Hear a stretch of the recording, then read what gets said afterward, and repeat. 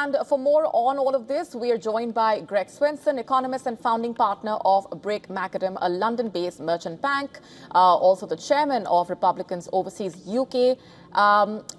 Let me just begin by asking you for your comments on the US adding $1 trillion in debt in just 48 days. What really explains this acceleration according to you, and how unusual is it really as compared to the past cycles?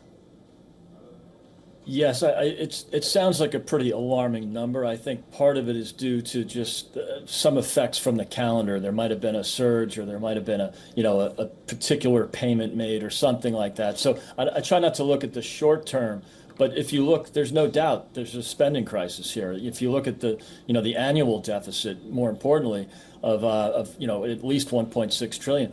These are phenomenal numbers, and they have to be fixed. It's going to take some real structural changes to do that. But yes, we are approaching a debt crisis if we're not already in one. Analysts are arguing that this is a spending crisis, not an interest rate crisis as such. Do you agree with that? And how much of the debt spiral is structural overspending versus high borrowing costs? Yeah, it's a great point, and surely it's the spending, not the interest rates. Yes, the higher interest rates do hurt. They've basically double what they were 4 years ago when President Trump last left office. So, that doesn't make it easier. And yes, the spending the servicing the debt. Sorry, the debt service, or making the annual interest payments on the debt, is, as you mentioned, $1 trillion or over $1 trillion a year. That's more than defense spending. That's more than Medicare.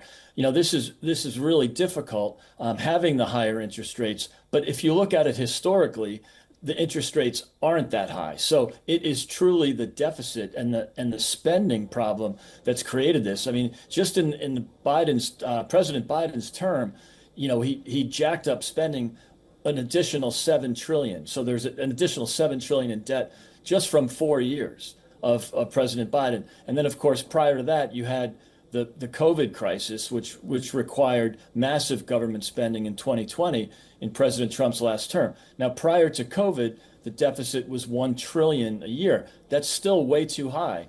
But President Biden basically doubled the deficit from $1 trillion to $2 trillion a year.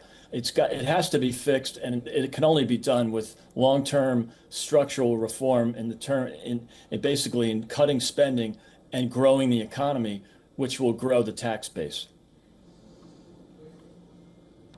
Some policy makers, in fact, are pointing to tariffs as a fiscal fix.